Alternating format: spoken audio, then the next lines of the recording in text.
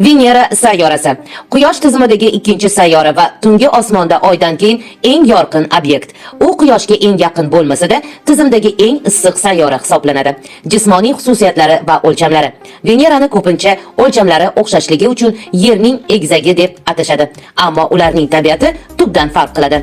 Diametri taxminan 12104 km, Yerdan atigi 650 km kichikroq. Massasi Yer massasining taxminan 81% qismini tashkil qiladi. Gravitatsiyasi, ya'ni tortish kuchi Yerniki bilan 90% ga teng. Agar Yerda 60 kg bo'lsangiz, u yerda taxminan 54 kg bo'lasiz. Sirt harorati. O'rtacha harorat 460-470 daraja. Bu qo'rg'oshinni eritish uchun yetarli issiqlikdir. Tarkibi va tuzilishi. Venera tog' jinslaridan iborat sayyora. Uning ichki tuzilishi Yernikiga o'xshash. Yadro temirdan iborat. Diametri taxminan 6000 km. Mantiya qalinligi taxminan 3000 km bo'lgan silikat jinslar. Qobiq, ya'ni qatlama, yupqa bazalt jinslari taxminan 10-20 km. Atmosfera uning asosiy xususiyati. Bu amaldagi kuchli parnik effektidir. Tarkibi 96% karbonat angidrid CO2 dan iborat. Qolgan qismi azot va sulfat kislotasidan iborat bulutlardir.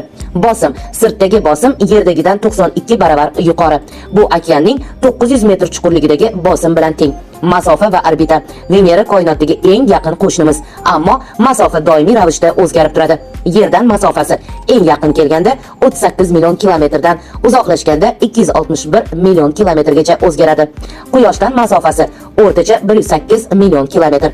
Kuni yilidan-da uzun desa bo'ladi. Venera o'z o'qi atrofida juda sekin aylanadi. 243 yer sutkasi. Quyosh atrofini esa 225 kunda aylanib chiqadi. Aylanish yo'nalishi ko'pchilik sayyoralardan farqli o'laroq Venera teskari, ya'ni retrograd yo'nalishida aylanadi. U yerda Quyosh g'arbdan chiqib sharqqa botadi. Qiziqarli fakt: quyuq bulutlar tufayli Venera sirtini oddiy teleskopda ko'rib bo'lmaydi. Olimlar buning uchun radarlardan foydalanadilar.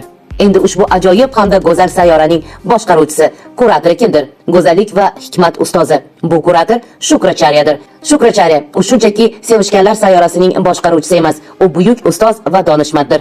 U ulug' Rishi Griguning o'g'li. Kuratorlar iyerarxiyasida uning o'rni beqiyos. U o'liklarni tiriltirish ilmiga, ya'ni Mrityu Sanjivaniga ega bo'lgan yagona kuratordir. U nimani yaxshi ko'radi? Jonli va nafosat sohibi sifatida Shukra quyidagilarni qadrlaydi.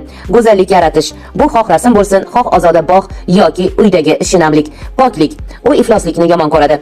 Toza badan, ozoda kiyim va yoqimli atir bu uning mehrini qozonish yo'llaridir.